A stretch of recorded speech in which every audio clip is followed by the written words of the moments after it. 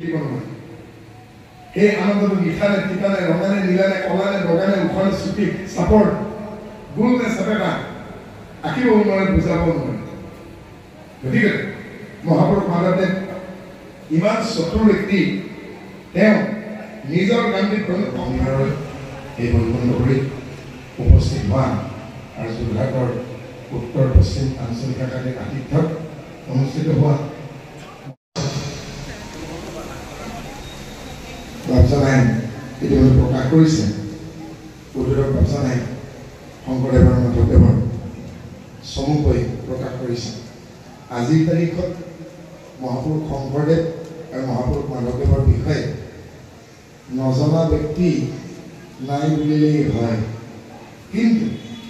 গুৰুজনাক অন্তঃকৰণেৰে আদৰি ল'ব পৰা সৎসাহসী মহাপুৰুষ মাধৱদেৱৰ বাক্য বা বাক্যৰাজিক কৰ্মৰাজিক জীৱনৰ পাথেয় কৰি ল'ব পৰা সৎসাহসকণ কম বাবেই হয়তো একশৰণ হৰিনাম ধৰ্মত জনসংখ্যা কম। অৰ্থাৎ যেতিয়া এজন ব্যক্তিয়ে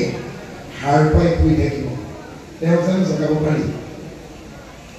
কিন্তু সঁচাকৈয়ে যদি শুই থাকে জগাব পাৰি। গতিকে ৰাতি জিৰণি লওঁতে এটা কথাই মনত আহিছে, মই দুজোপা ডাঙৰ গছ দেখিছোঁ, চিনি পোৱা নাই সকলো, সেয়া হয়তো বৰগছ হ'বও পাৰে।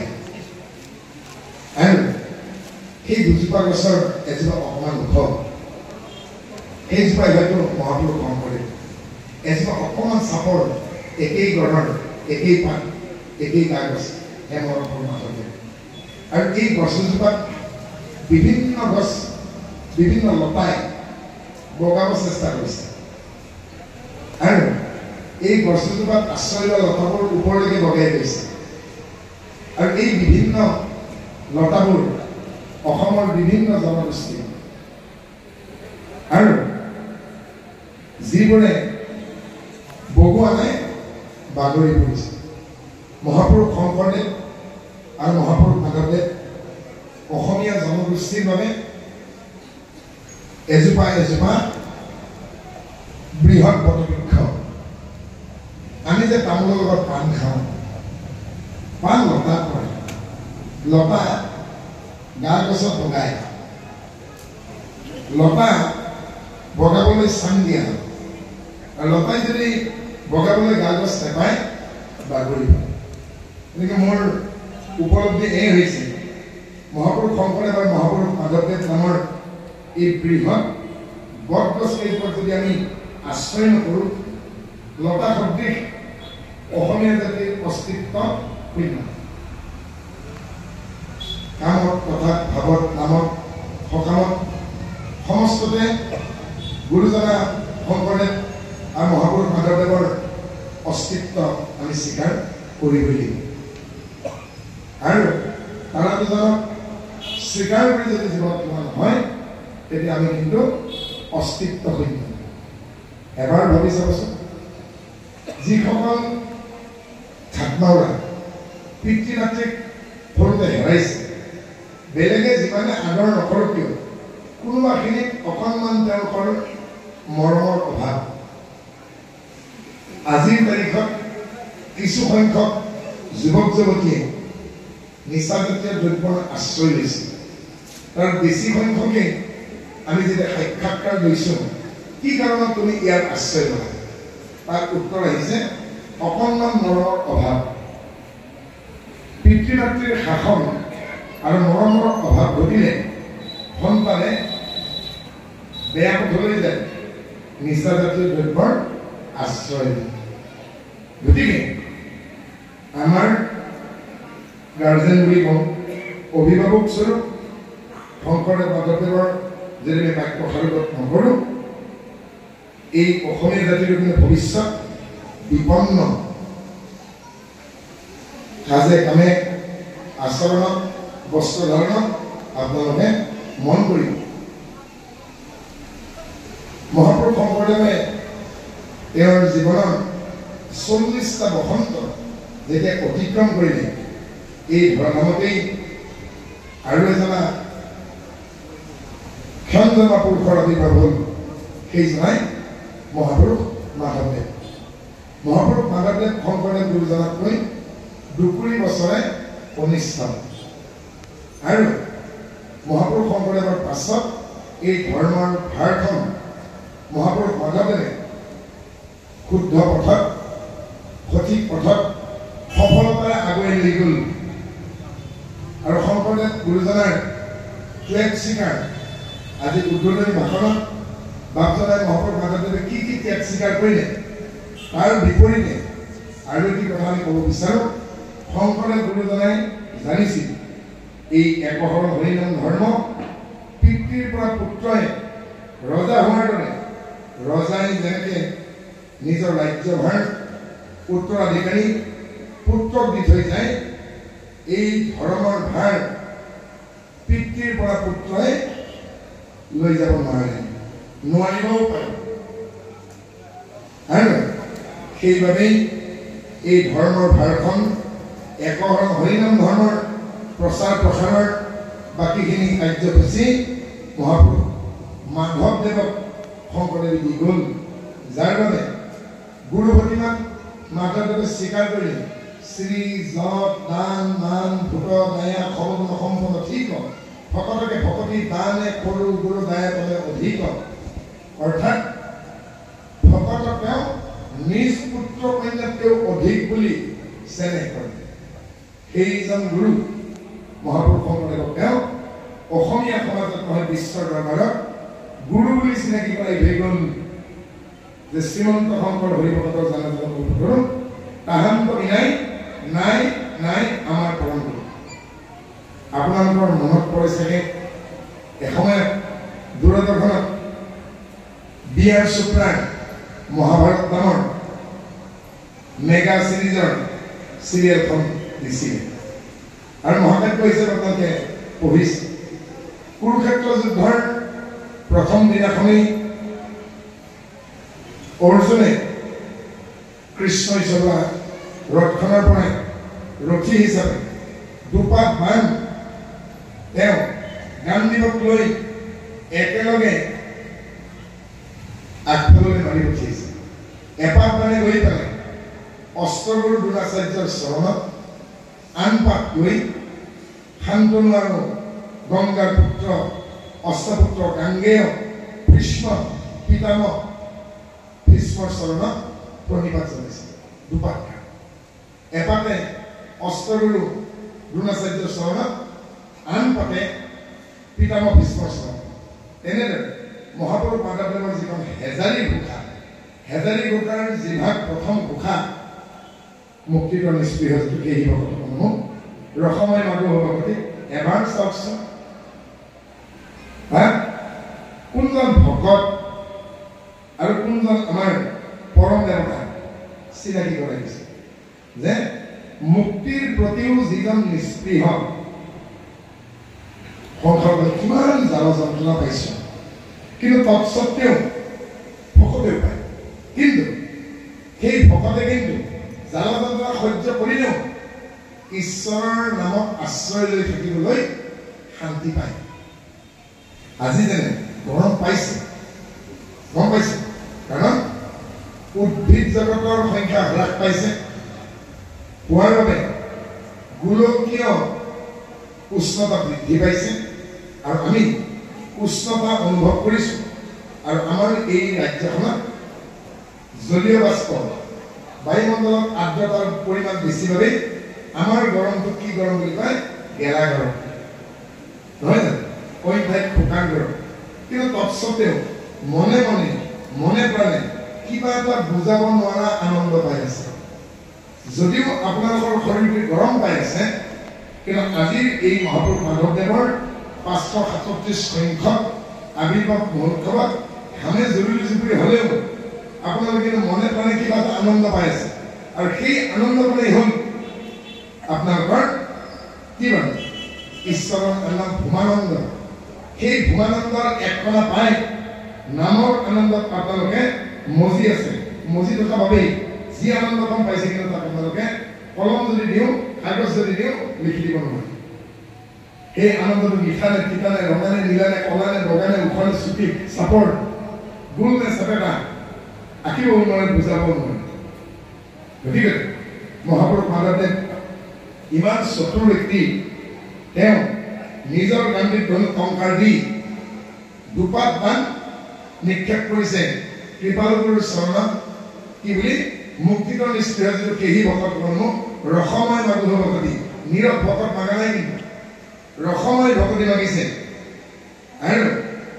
কৃপালুগুৰু শংকৰদেৱৰ চৰণত প্ৰণিপাত জনাইছে দ্বিতীয় পাতেৰে অৰ্জুনে যেনেকৈ পিতামহ ভীষ্মৰ চৰণত প্ৰণিপাত জনাইছে দ্বিতীয় পাতেৰে কি কৰি গৈছে সমস্ত মস্তক মণি ভজুহেন দেৱ যদুপতি অৰ্থাৎ যদুপতি যাদৱ কোন বাৰু কৃষ্ণ গতিকে কৃপালগুৰু যদি শংকৰদেৱ আমাৰ ভজনীয় দেৱতা একশৰণত কৃষ্ণদেৱৰ চৰণত তেওঁ প্ৰথম ঘোষাৰে প্ৰণিপাত জনাইছে চব গতিকে কুৰুক্ষেত্ৰ যুঁজ আৰম্ভ হোৱাৰ প্ৰাৰম্ভণতেই গুৰু দুজনাৰ প্ৰতি পিতামহ আৰু দ্ৰোণাচাৰ্যৰ প্ৰতি যেনেকৈ প্ৰণিপাত জনাইছে হেজাৰী ঘোষাৰ প্ৰথম ঘোষাৰেই মহাপুৰুষ মাধৱদেৱে প্ৰণিপাত জনাইছে হেজাৰটা ঘোষা আছে আৰু হেজাৰটা ঘোষা যদি আমি ইয়াত আজি আলোচনা কৰোঁ মোৰ মৰমৰ ভাতৃ প্ৰাণজিৎ গগৈবাবে যদি তেওঁৰ কুকিল কণ্ঠত পাঠ কৰি যায় আৰু মোৰ জ্যেষ্ঠজন বহি আছে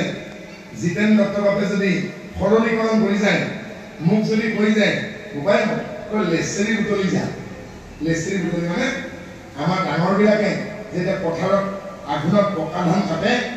কাটোতেনে এই মুঠা বান্ধোতে ক্ষীৰবোৰ পৰি যায় আমি সৰু সৰু থাকোঁতে সেই ক্ষীৰবোৰ বুটলি পিনি মুঠা বান্ধো আৰু সেই লেচেৰি বুটলা মুঠাটোত কিন্তু জহা বৰা আহোম চব পিহলি হৈ যায় দেই গতিকে হেজাৰটা ঘোষা যদি ব্যাখ্যা হ'লহেঁতেন প্ৰাণজিতে যদি পাঠ কৰিলেহেঁতেন তেওঁৰ কুকিল কণ্ঠৰে আৰু দত্তবাবে যদি ব্যাখ্যা কৰিলেহেঁতেন লগত আমাক লেচাৰী বুটলিব দিলেহেঁতেন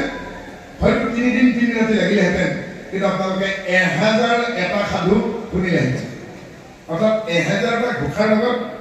1000 এটা সাধু লগ লাগি আছে এই সাধুবোৰ যদি আপোনালোকৰ উঠি অহা প্ৰজন্মৰ ক'লোহেঁতেন সেই সাধুবোৰ যদি এটি গান কৰি যিসকল ভাই বোৱাৰীহঁতে জীয়ৰীহঁতে নতুনকৈ কোলাত কেঁচুৱা পাইছে কেঁচুৱাক নিচুকাওঁতে ইংৰাজী গীত গোৱাতকৈ যদি সেই গীতসমূহ গালোহেঁতেন বিৰাট আহ্লাদিত হ'ল কাৰণ গৰ্ভত থাকোঁতেও যদি শিশুৰ মাতৃক এজনী মাতৃ গৰ্ভৱতী সেই গৰ্ভৱতী মাতৃক যদি গীতা ভাগৱতৰ লগতে নাম ঘোষা শুনা হয় এই গৰ্ভৰ পৰাই শুনে অৰ্জুনে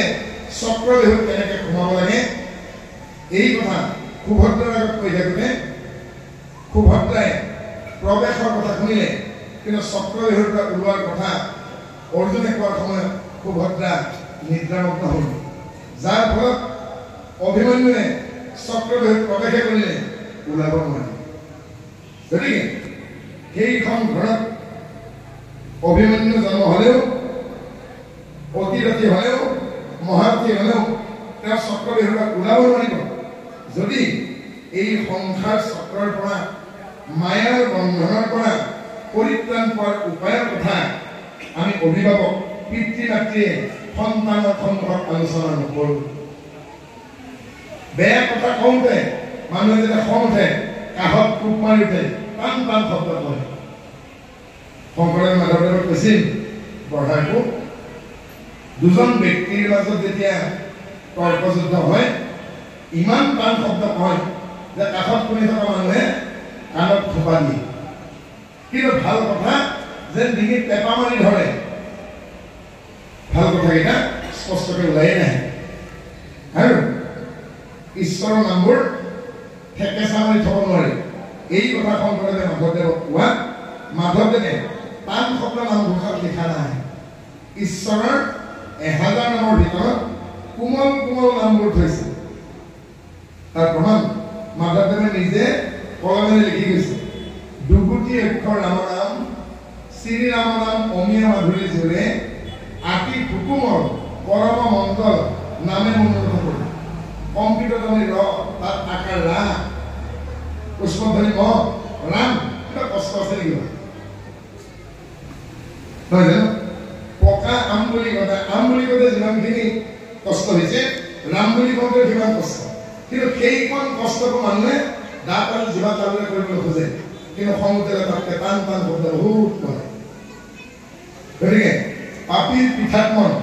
আমাৰ শৰীৰৰ শক্তিখিনি ক'ত খৰচ কৰিছোঁ কিন্তু ক'ত খৰচ কৰিব লাগিছিল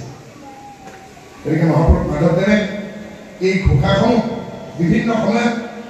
বিভিন্ন কাৰণত ৰজিতা খুৱাই ৰচনা কৰিছিল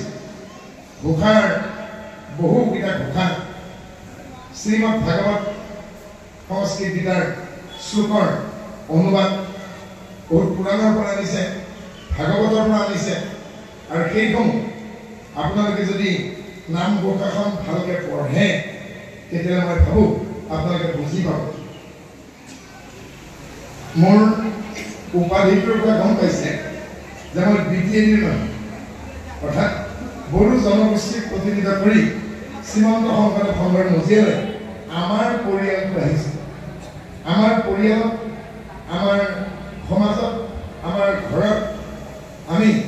আমাৰ দুৱানত কথা পাতোঁ অৰ্থাৎ আমাৰ ভাষাত কথা পাতোঁ বড়ো ভাষা এতিয়া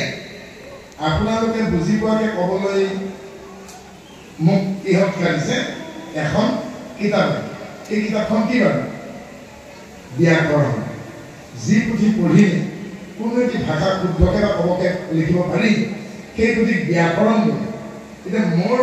বোধেৰে এইটোৱে বুজিছোঁ এই একশৰণ হৰিনাম ধৰ্মত এখন বিশেষ কিতাপ আছে বিশেষ গ্ৰন্থ আছে যিখন গ্ৰন্থ অধ্যয়ন কৰিলে ডেকা গাভৰু বুঢ়া বুঢ়ী যিকোনো বয়সৰ মানুহে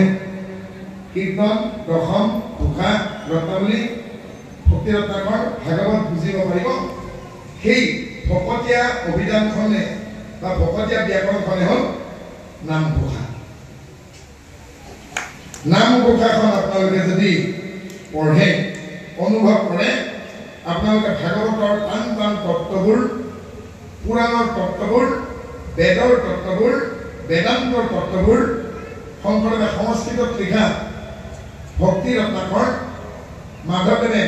বিষ্ণুপুৰী সন্যাসীৰ পৰা দিয়া শংকৰদেৱলৈকে দিয়া ভক্তি ৰত্নাৱলী অনুবাদ কৰিছিল কিন্তু মোৰ বিষ্ণুপুৰী সন্যাসীয়ে যিসমূহ শ্লোক তাত একক সংলগ্ন কৰিছিল সেই শ্লোকবোৰ তেতিয়াহে বুজি পাব যদি মাধৱদেৱৰ নাম ঘোষা বুজি পায় অৰ্থাৎ উচ্চতৰ মাধ্যমিক পৰীক্ষা HSLC হাইস্কুল লিভিং চাৰ্টিফিকেট পৰীক্ষাত অৱতীৰ্ণ হ'ব লাগিলে টেষ্ট পৰীক্ষা পাছ হ'ব গতিকে মাধৱদেৱৰ নাম ঘোষা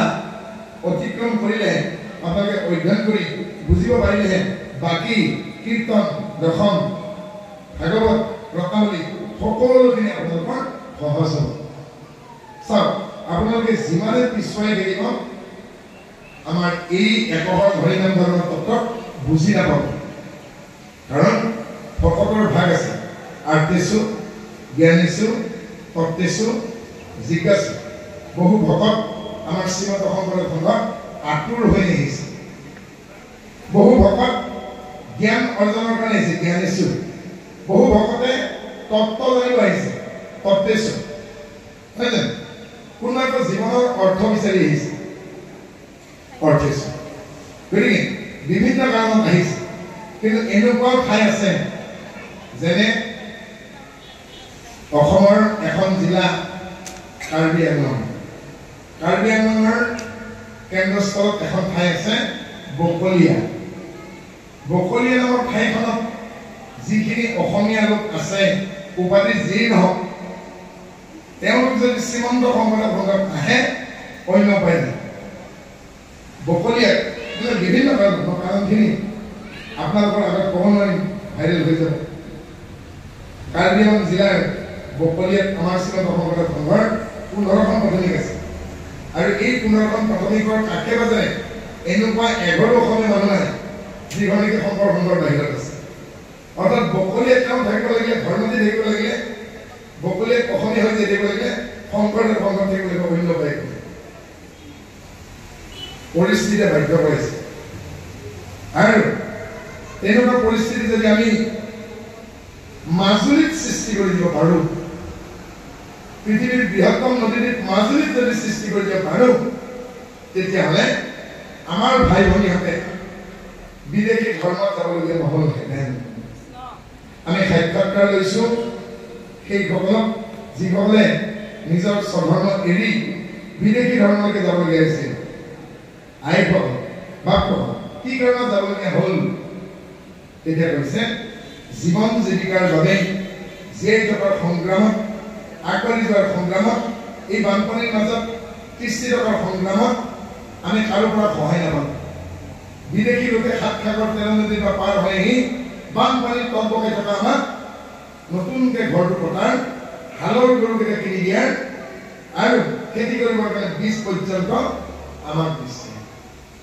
আপোনালোক তেতিয়া ক'ত আছিল আমাক কৈছে বহুত দেৰি হৈ গ'ল কিন্তু মই ভাবিছোঁ এতিয়াও সেই আশা সুদূৰ পৰা হওক এতিয়াও আশাৰ বন্তি নমাই যোৱা নাই গতিকে তেলিৰ মূৰত তেল দিয়াতে অৰ্থাৎ যিজন ব্যক্তি ঘৰত তেল পেলোৱা মেচিন আছে সৰিয়হ চেপি তেল বনায় সৰিয়হ চেপি তেল বনাওঁতে তেলৰ ঘানি ঘূৰাওঁতে তেলবোৰ চিটিকি পৰি পৰি যাৰ গাটো তেল তেলি হৈ আছে তেওঁৰ মূৰত আকৌ অতিৰিক্তকৈ তেল দিয়াৰ কিবা প্ৰয়োজন আছিল গতিকে ঐশ্বত কৃষ্ণ মিশ্ৰ আমাক ভজন দিওঁতে কৈছিল বায়ু ভোকৰ ভাত প্ৰতি পিয়াহৰ পানীলৈকে জাত নাই যাৰ ভোক লাগিছে তাক এমুঠি অন্ন দিবা বাটেৰে গৈ থাকোঁতে ঠাণ্ডা দিনত যদি কোনোবা এগৰাকী বুঢ়ী আহে এজন বুঢ়া মানে বাটত যদি কপি আছে গাৰ চেলেনখনো তেওঁ তাত দি থৈ যাব সেইখনকে পাতৰেই হওক গতিকে ভোকৰ ভাত প্ৰতি পিয়াহৰ পানীটো লগতে যিসকল বন্যাক্য আছে যিসকল নিষ্পেষিত যিসকল শোষিত যিসকলৰ অভাৱ আছে সেইসকলৰ অভাৱত সেইসকলৰ দুখত দুখী হৈ আমি যদি মৰমৰ মাত দেখা দিব পাৰোঁ মোৰ দৃঢ় বিশ্বাস শংকৰদেৱ মাধৱদেৱ নামৰ এই বটগছজোপাৰ আশ্ৰয় নিশ্চয় বেলেগত নাযায় আজি যদি আপোনালোকে বোকাজান নামৰ ৰেল ষ্টেচনটোত নামে এখন ৰেলেৰে গুৱাহাটীৰ পৰা আহক বোকাজান নামৰ ৰেল ষ্টেচনটোত নামি দিয়ক আৰু কিছু দূৰ যোৱাৰ পিছত আপোনালোকে শ্ৰীমন্ত শংকৰদেৱ সংঘৰ ধনশিৰি জিলাখন পাব ধনশিৰি জিলাখনত আমাৰ বড়ো সম্প্ৰদায়ৰ ৮০% লোক ধনশিৰি জিলাৰ সভাপতি আমাৰ বড়ো সমাজৰ সেই ধনশিৰি জিলাখনলৈকে যোৱা গুৰুজয়ন্তীত যাওঁতে মোৰ দুখ লাগিছে বোকাজানৰ পৰা ধনশিৰি জিলালৈকে খোজকাঢ়ি যাওঁতেগে এডাল গছত মই এটাও চৰাই দেখা নাই গছবোৰ আছে মানুহ আছে ধুনীয়া ঘৰ আছে চৰাইবোৰ ক'ত গ'ল তাত থকা ৰাস্তাত যাওঁতে ডেকা ল'ৰাবিলাকৰ প্ৰত্যেকৰ হাততে মই বন্দুক দেখিছোঁ আৰু পিষ্টল দেখিছোঁ নাজানো আৰু কাৰোবাৰ হাতত কেতিয়াবা কেৱল চৰাইবোৰ মাৰি পেলাইছে আৰু এই চৰাইবোৰ মাৰিবোৰৰ কাৰণে আমাৰ প্ৰকৃতিৰ বন্ধু আজি প্ৰাকৃতিক ভাৰসাম্য হৈ গৈছে কিন্তু দেখিলোঁ মই বোকাজানত টাউনজানত চুঙাজানত চৰাই দেখিলোঁ আৰ্মি কেম্পৰ ভিতৰত যি কেইজোপা গছ আছে তাত তেওঁলোকে কিৰিলি কৰি আছে আৰ্মিৰ প্ৰত্যেকৰ হাতে হাতে বন্দুক আৰু পিষ্টল কিন্তু তাত কিন্তু চৰাই আনন্দ কৰি আছে যে এওঁলোকৰ হাতত পিষ্টল থাকিলে কিন্তু আমাক হত্যা কৰা নাই কিন্তু আৰ্মি কেম্পৰ বাহিৰত মই এটাও চৰাই নেদেখিলোঁ অৰ্থাৎ বিদেশী ধৰ্ম প্ৰচাৰকে শিকাইছে শান্তিৰ কথা শিকাইছে পৰিষ্কাৰ কৰিব কিন্তু প্ৰাণী হিংসা যে অপৰাধ সেইটো কথা চাগে তেওঁলোকক শিকোৱা নাই আজি বিদেশী ধৰ্ম লৈ পেলাই নতুনকৈ বিদেশী ধৰ্ম ওলোৱাবিলাকে তেওঁলোকে কৈছে আমাক পৰিষ্কাৰ হ'ব শিকাইছে আমাক অমুক শিকাইছে মই তেওঁলোকক সুধিছোঁ বোপাই ভনীহঁত এই যে চৰাইবিলাক যে মাৰি ফুৰিছা এইবিলাক মাৰিব নাপায় বুলি তোমালোকৰ সেই আমেৰিকাৰ পৰা অহা প্ৰচাৰবিলাকে কোৱা নাই নেকি কোৱা নাই নহয় অৰ্থাৎ স্কুলত কলেজত ইউনিভাৰ্চিটিত শিক্ষকে চব কথা নকয় তেতিয়া এদিন এইখন যোৰহাটৰ চোলাঘৰত স্বনামধন্য প্ৰাতস্মৰণীয় পদাধিকাৰ ভূতপূৰ্ব পদাধিকাৰ সোণাৰাম চুতীয়াক কৈছিলোঁ আৰু যি কথা স্কুলত কলেজত ইউনিভাৰ্চিটিত দেখিছিলোঁ সেইখিনি কোনে শিকাব সময় আটাইতকৈ ডাঙৰ শিক্ষক সময় শিকাব কেনেকৈ শিকাব চাওঁ এদিন মাধৱদেৱে শংকৰদেৱৰ বাৰ্তা লৈ নামনীয়সকলে ধৰ্ম প্ৰচাৰৰ কাৰণে গৈছে কামৰূপ আৰু নলবাৰীৰ মাজৰ ঠাই আজি কামৰূপ জিলা নলবাৰী জিলা বেলেগ বেলেগ হ'ল আগতে নলবাৰী জিলাখন কামৰূপৰ ভিতৰতে আছিল আৰু কামৰূপ আৰু নলবাৰীৰ মাজৰ সীমাত এখন জনজাতি আমাৰ বড়ো জনগোষ্ঠীৰ গাঁও এখন কলিতা গাঁও সেই কলিতা গাঁওখনত মাধৱদেৱে শৰণ দি থাকোঁতে শৰণ বাক্য আৰম্ভ কৰিব বোকাই পানী লুতুৰি পুতুৰি হৈ আপোনালোকে যিখন মানে কাপোৰ পৰিধান কৰি খেতি পথাৰত খেতিৰ ওচৰত যায় আমি বড়ো ভাষাত সেইখন আনচাই বুলি কওঁ বগা এখন ধুতি এটা সেউজীয়া পাৰি তাৰ নাম আনচাই আৰু ডিঙিত যিখন আমি গামোচা লওঁ ঢেকীয়া পাতৰ ডিজাইন থাকে সেইখনৰ নাম আৰনাই আৰু আৰনাইখন এই কঁকালত ধুতিৰ ওপৰত মাৰিছে আঠুমৰৰ চুৰিয়া আনচাইৰ ওপৰত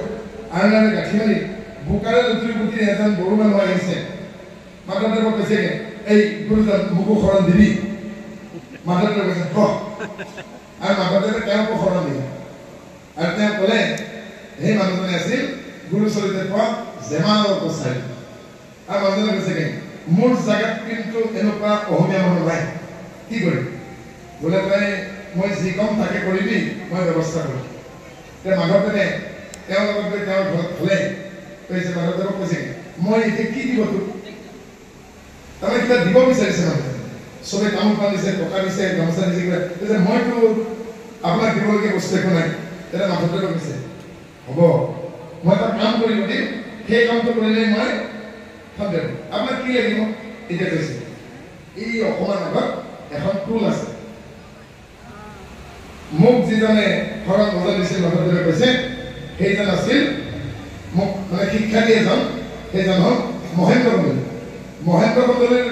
পেহাকৰ পুত্ৰ সেইজনৰ নাম হ'ল দেৱদত্ত কন্দলী কৈছে এই তাত এখন বিদ্যালয় আছে সংস্কৃত পঢ়ায় জানো বামুণবোৰত জানো বোলে তেওঁ বিয়া কৰোৱা নাই এতিয়া শেষ বয়স সেই মানুহজনক তুমি সেইখনত চাবা অলপ যত্ন ল'বা চাউল মুঠি দিবা কিবা দিবাগে যদি মৰি থাকে নৈ পাৰত তুমি দিব লাগিব আৰু মই 6 মাহ পিছত ইয়ালৈকে আহিম আৰু মাধৱদেৱ যেতিয়া 6 মাহ পিছত ঘূৰি আহিছে জেমাল কছাৰীয়ে দণ্ডমান দিবলৈ কৈছেগে গুৰুজন মোৰ বহুত ভুল হৈ গ'ল কি হৈ গ'ল সেই বুঢ়াৰ লগত লাগি থাকোঁতে আপুনি কি ক'লে মই চব পাহৰিলোঁ কিন্তু এটা বস্তু পাহৰা নাই আপোনাৰ মোৰ নামটোৱে জানা নাছিল এই জেনেৰেল গাঁওটোত যাওঁতে কৈছে আপোনাৰ নাম হ'ল মাধৱ আপোনাৰ মাকৰ নাম হ'ল মনোৰমা গতিকে আপোনাৰ নামটোকে মই ৰাতি দিলে লৈছিলোঁ কি কৈছে মাধৱ মাধৱ মাধৱ মাধৱ মাধৱ মাধৱ মাধৱ এতিয়া শংকৰদেৱে ক'লে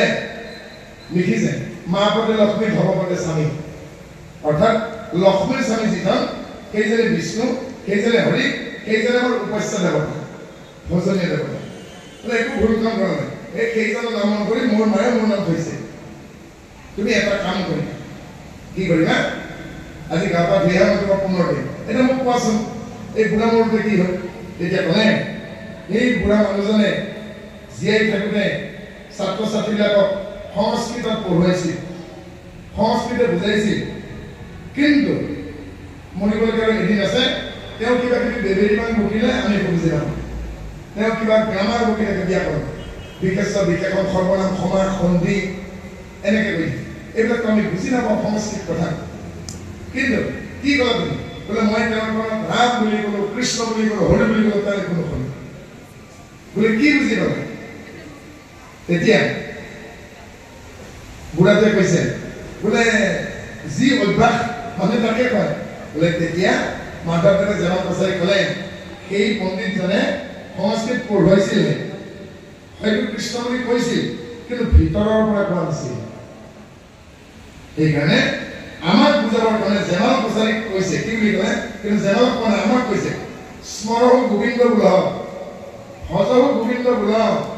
গোবিন্দ বোলহ মোৰজন মৰণ সন্ধিতে আহিলে গোবিন্দকে ৰাখিব নকৰ নৰাখিলে দুপ্ৰিয় হ'ব আমাক কৈছে সেই লোকসকল গোবিন্দ বুলি কোৱা গোপদে দেৱ অৰবিন্দ শব্দ ঈশ্বৰৰ পাদপদ্ম অৰ্থাৎ গোবিন্দ শব্দ ঈশ্বৰৰ পাদপদ্ম মকৰন্দ আহে গোবিন্দ বুলি কোৱা স্মৰহ গোবিন্দ বোল ভজহ গোবিন্দ বোল গোবিন্দক ভজা মৰণ সন্ধিতে পাইলে যেতিয়া মৃত্যু কাষ চাপি আহিব বিশেষ সৰ্বনামে নাৰাখে আপোনালোকে এটা শব্দ বুজি পায়নে ইয়াতে যদি যিসকল শিক্ষক আছে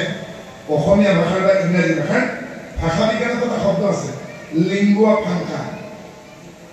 এটা গ্ৰীক শব্দ এই শব্দটোৰ অৰ্থ হ'ল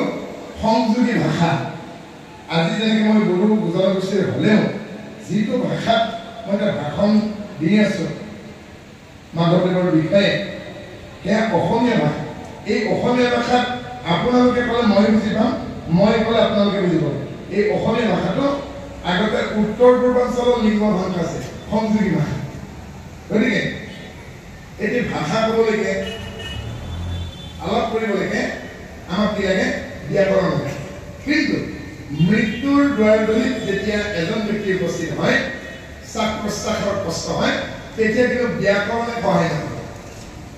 মৰণ খনিতে পাইলে গোবিন্দকে ৰাখিবন্ত নৰাখিলে দুৰ্ক্ৰিয়া কৰে প্ৰেক্টিকেল লাইফত কি হ'ল এজন মানুহৰ দুৰাৰোগ্য ৰোগ হ'ল মানুহজন দুখীয়া হস্পিটেলত ডক্টৰে কৈছে আপোনালোকৰ যদি অৱস্থা আছে ঘৰলৈকে লৈ যাওঁ ইয়াত বিল বাঢ়িব আৰু এওঁলোকে ঔষধে কাম নিদিব কিন্তু ৰোগীজনে শুনা পাইছে ডক্টৰে কি কৈছে আৰু তেওঁ ঘৰলৈকে লৈ আহা আৰু ৰোগীজনে গম পাইছে তেওঁ আৰু বেছি দিন বাচি নাথাকে যিজন মানুহে কোনোদিন ভগৱন্তৰ ভজা নাছিল ঘোষা এটা গাই পোৱা নাই সেইজন মানুহে তেতিয়া পানীত পৰা মানুহৰ দৰে হ'ব পানীত পৰা মানুহৰ কাৰণে খেৰ কুটাডালো আশ্ৰয় হ'ব পাৰে ক'ৰবাত ধৰিব পাৰিম নেকি আৰু তেতিয়া তেওঁ ক'ব যেতিয়া নিৰাশ্ৰয় হৈ যাব ল'ৰা ছোৱালী দূৰলৈকে গৈছে তেওঁ পত্নীয়ে তেওঁক সহায় কৰিব পৰা নাই কোনো কাষ চাপিয়া নাই গৈ মতে লেটি লৈ আছে এটা বেয়া অৱস্থা ভাবকচোন তেতিয়া তেওঁ ক'লে কোনোবাই যদি এই সময়ত মোক ঈশ্বৰৰ নাম শুনালে শেষ আশ্ৰয় গতিকে সেই ঈশ্বৰৰ নামে তেওঁ তোমাক শান্তি দিব সেইকাৰণে জেমাল কছাৰী কোনাই আমাক কৈছে যে মৰণ খনিতে পাইলে গোবিন্দকে ৰাখিবন্ত নৰাখিব দুৰ্ক্ৰিয়া কৰে আজি যদি এইখন মহাপুৰুষ মাধৱদেৱৰ আবিৰ্ভাৱ মহোৎসৱ নহয় 2026 চনৰ ইলেকশ্যনৰ সভা হ'লহেঁতেন আৰু ইয়াত বিধানসভাৰ প্ৰাৰ্থী এজনে ভাষণ দি থাকিলেহেঁতেন ৰাস্তাটো বন্ধ কৰি দিবলগীয়া হ'লহেঁতেন ট্ৰেফিকে সিফালে মালৱাৰী বাইপাছত সিফালে ব্ৰিজৰ মূৰত বন্ধ কৰি দিব লাগিলহেঁতেন কিহৰ কাৰণে বক্তাজনে যিজন শাসকীয় দলৰ হ'ব পাৰে বিৰোধী পক্ষৰ পৰা ইণ্ডিপেণ্ডেণ্ট মানে তেওঁলোকে তাৰমানে আঁচনিৰ বানপানী কৰি দিব আৰু আঁচনিৰ বানপানীত আমাৰ অসমীয়া জাতিয়ে সাঁতুৰি ভাল পায় নহয় জানো গতিকে সেই আঁচনিৰ কথা শুনিবলৈকে বহুত মানুহ হ'লহেঁতেন কিন্তু তাত আজি দেখা দৃশ্য এটা দেখিলেহেঁতেন কি হ'লগে বেছিভাগে কিন্তু হামিয়ে থাকিব আজি কিয় হামিও নাই এইকাৰণে হামিও নাই এই মঞ্চত বহাৰ আগত দুটি কাৰ্যসূচী হৈ গৈছে ঈশ্বৰৰ নামষাৰ আৰু শোভাযাত্ৰা ঈশ্বৰৰ নামষাৰ লওঁতে গায়ন কৰোঁতে উঠা চামনি হওক বহা চামনি হওক বৰগীত গাওঁতে আৰু এই শোভাযাত্ৰা কৰোঁতে ঈশ্বৰৰ নামৰ বাবে বেলেগ নাম লোৱা নাই ঈশ্বৰৰ নাম লওঁতে দুটা নাম বেছিকৈ লয় ৰাম আৰু হৰি গতিকে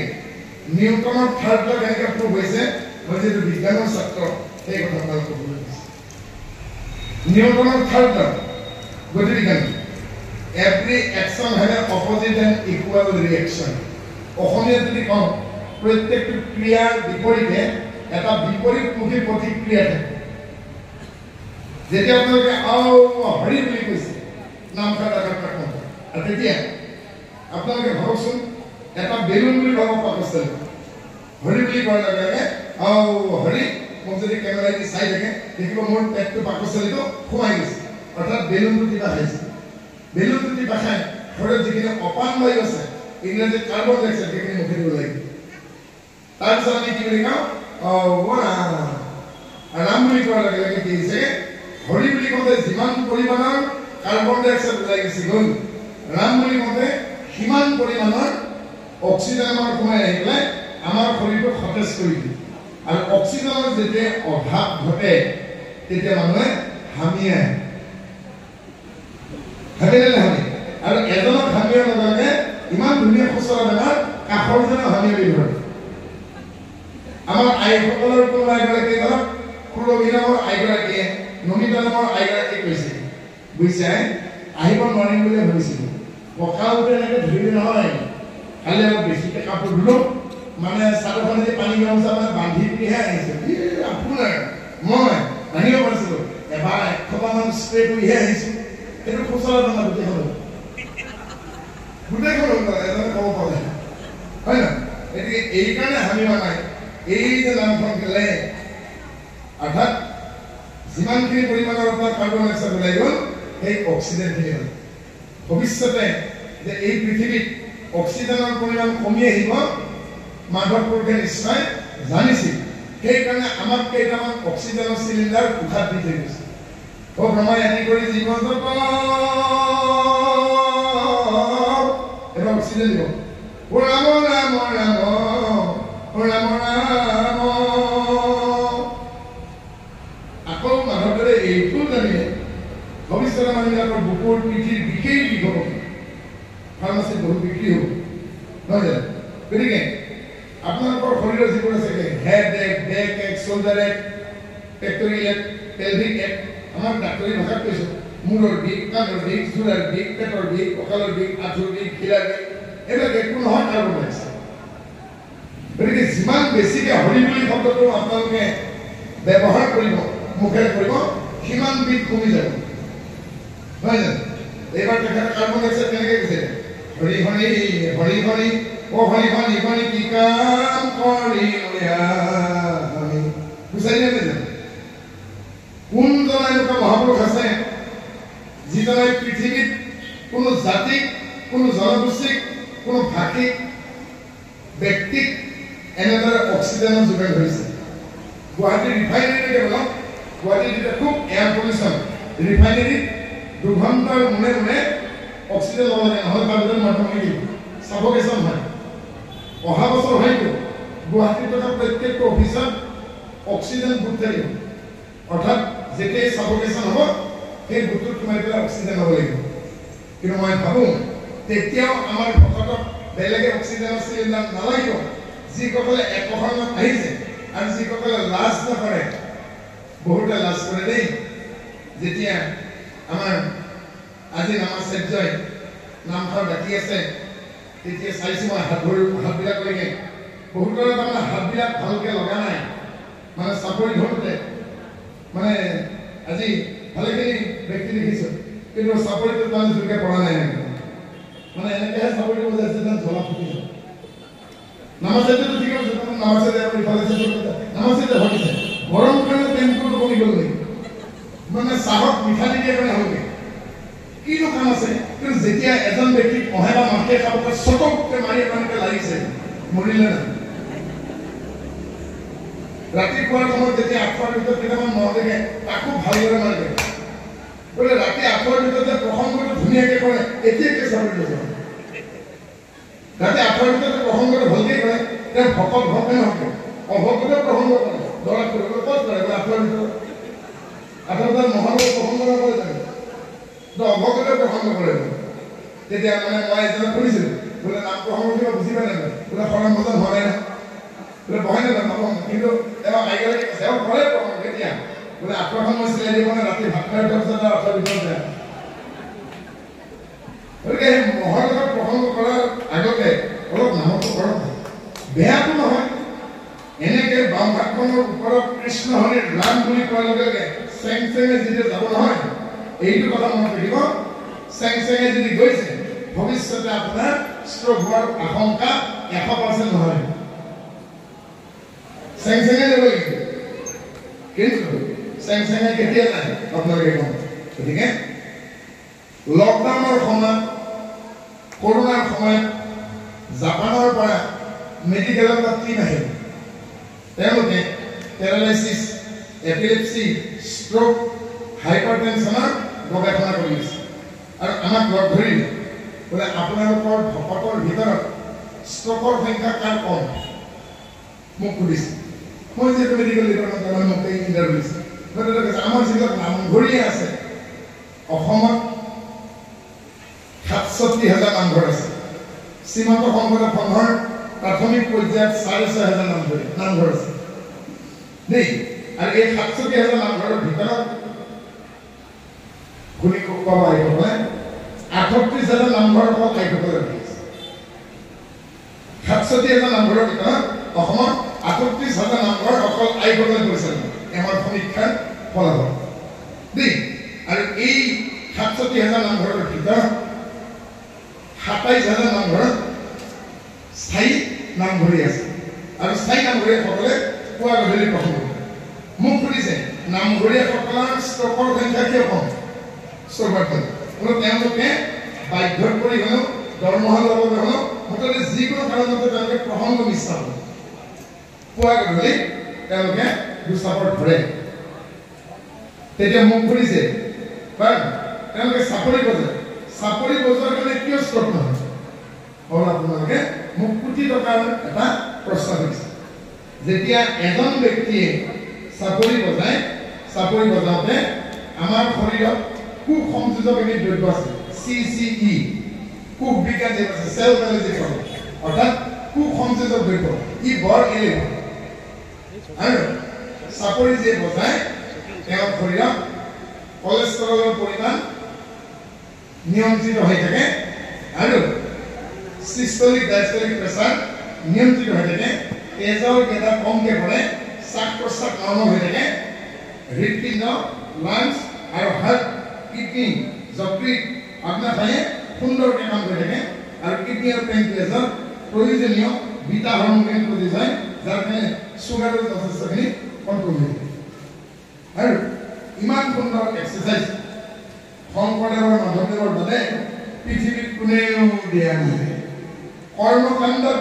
গৃহস্থই কেৱল পুৰোহিতে মতে আঁঠু কাঢ়িব লাগে সেৱা কৰিব লাগে সাষ্টাংগে তেওঁলোকৰ দণ্ডবত নাই কেৱল যিজন পুৰোহিত তেওঁ কেইবাৰমান 3বাৰ চাপৰি মানে পূজাখনত কিন্তু আমাৰ ভকতে কিমান সুযোগ দিছে গতিকে আপোনালোকে আজিৰ পৰা মোৰ অনুৰোধ মাধৱদেৱৰ ঘোষা গাঁৱতে হওক শংকৰদেৱৰ কীৰ্তন গাঁৱতে হওক অন্তত চাপৰি বজোৱা কৃপণালী নকৰিব এইটো এটা ডাঙৰ ঔষধ আৰু আজিৰ তাৰিখত কৈছে কেৱল এলোপেথিক ঔষধবোৰ খালেই বেমাৰৰ পৰা পৰিত্ৰাণ নাপায় কাৰণ ঔষধ নিৰ্মাণ কৰা কোম্পানীবোৰৰ যিবোৰ বাণিজ্যিক প্ৰতিনিধি আছে তেওঁলোকক মেডিকেল ৰিপ্ৰেজেণ্টেটিভ শ্বৰ্টকাট MR বুলি কয় MR কিন্তু বেমাৰ ভাল নকৰে MR ডক্টৰবোৰক লগ ধৰে আৰু লগ ধৰি পেলাই এনেকৈ কয় ছাৰ এইটো ঔষধ ৰেগুলাৰলি লিখিব লিখিলে কি হ'ব অহা মাহৰ 1 তাৰিখে আপোনাক মই এমফিল এখন দিম আৰু অক্টোবৰলৈকে আপোনাক মই এটা ফৰেন ট্ৰিপ দিম আৰু এই ছেকেণ্ড ঔষধটো যদি বিক্ৰী বঢ়াব পাৰে ছাৰ আপোনাক মই এটা আমেৰিকাৰ ট্ৰিপ দিম আৰু তাৰ ফলশ্ৰুতিত যিকোনো বিভাগৰ এজন ডক্টৰৰ যোৱা মাহত কিমান পেচেণ্ট চালে সেই পেচেণ্টৰ প্ৰেছক্ৰিপশ্যনটি লৈ আহক 4টা ঔষধ একেই পাব সব বেমাৰীৰ একেই লক্ষণ নেকি গতিকে আগৰ যেটা আয়ুৰ্বেদিক আছিল আয়ুৰ্বেদিকৰ ৰদ্দি মাৰৰ ঔষধ দিছিল শিপালে সৈতে উঘালি দিব আৰু শিপালে সৈতে উঘালি দিয়া ঔষধ বৰ্তমান নিদিয়ে গতিকে শংকৰদেৱৰ মাধৱদেৱৰ যিমানবোৰ অৱদান আছে ফুলটো তালযোৰ প্ৰসাদখিনি শৰাই ঢাকনি কলপাত কিনা চাকি গছ ধূপদানি ধূনাদানি আদা চাউল কেইটা আদা দুখৰ কল দুখৰ মগুমাহ নাৰিকল টুকুৰা কলাপাত নমলা ভাজঘৰ 100 বুঢ়ী শংকৰদেৱৰ মাধৱদেৱৰ